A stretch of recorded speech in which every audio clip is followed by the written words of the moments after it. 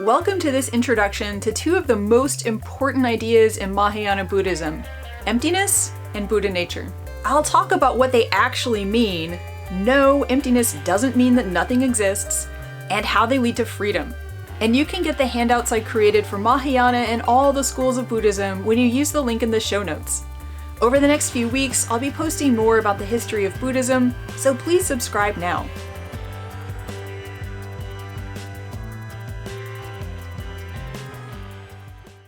Okay, so I want to just briefly talk about what Mahayana traditions have in common with early Buddhism.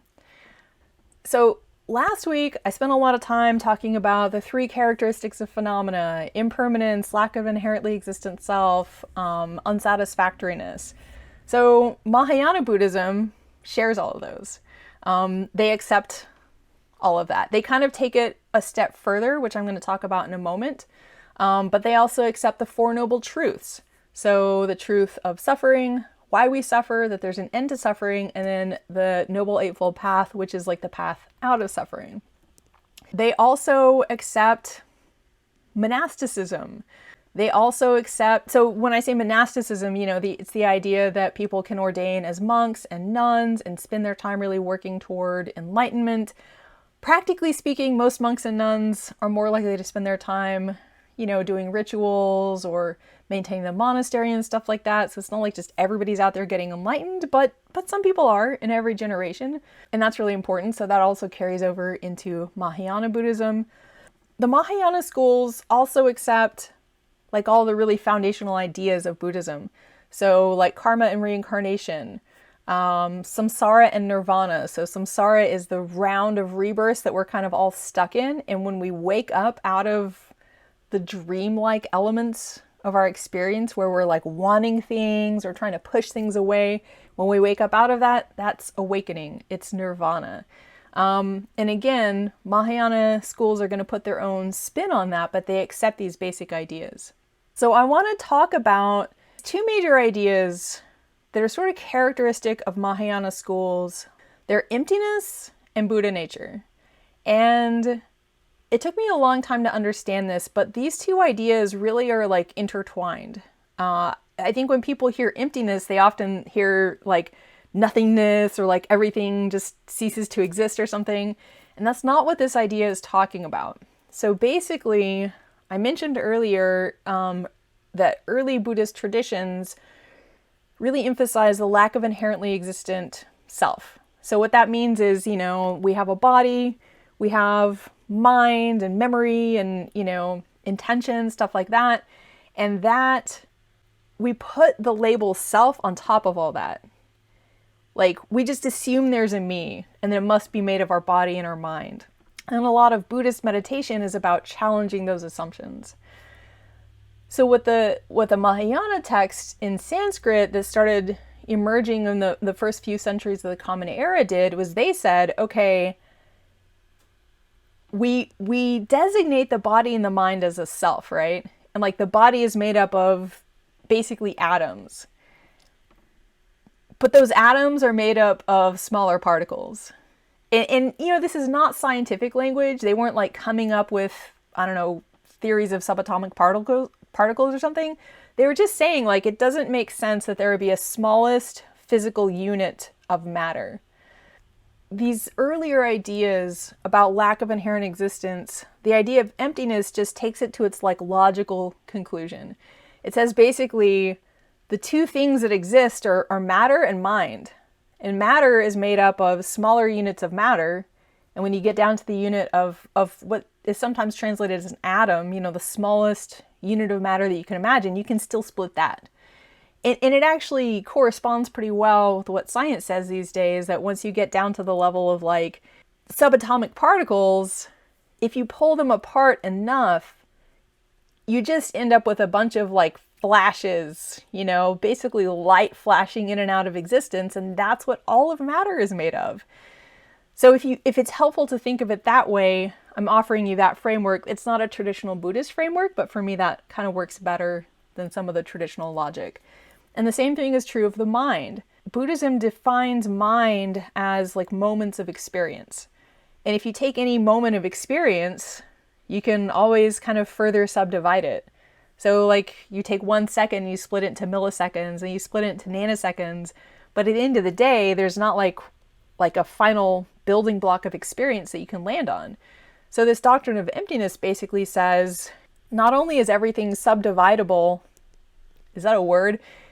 Subdividable into just teeny tiny little fragments, but also everything we think of as existing exists in dependence on something else. So like my body exists in dependence on drinking, on breathing, on eating, on pooping. So, when we think of something as solid, we're not actually taking into account that it's constantly changing.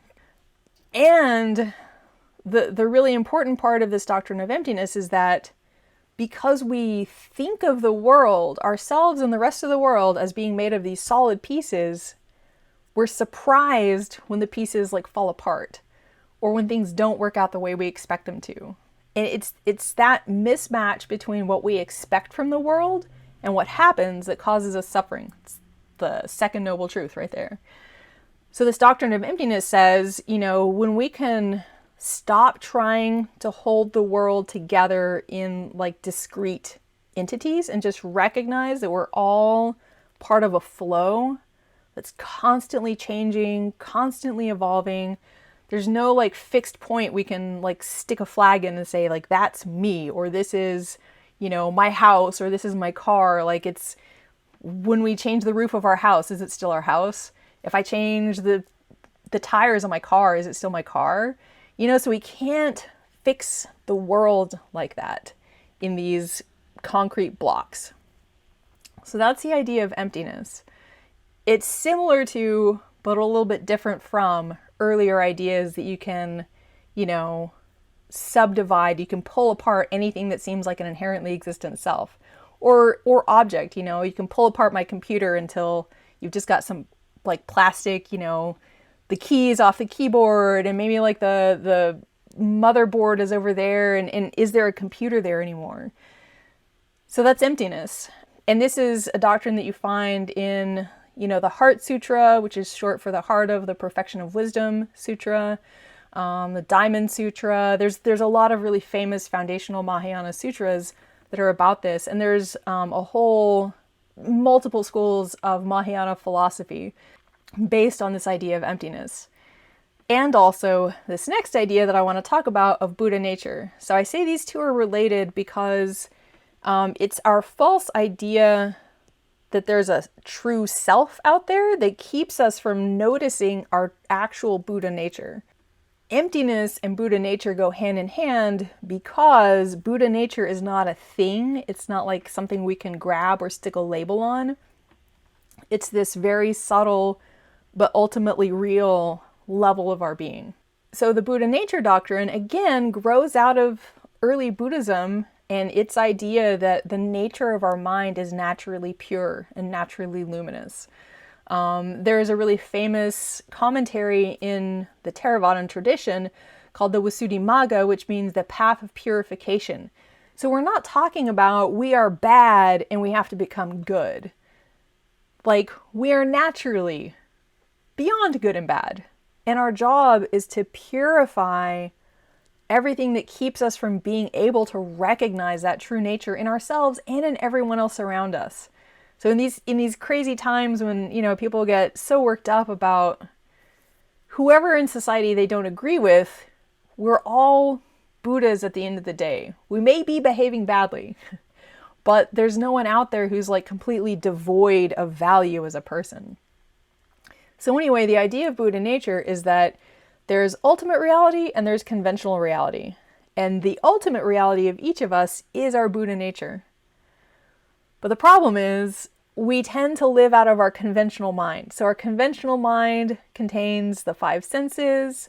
It contains the 6th sense, which is the mental sense. So Tibetans will talk about mental contact, having a thought.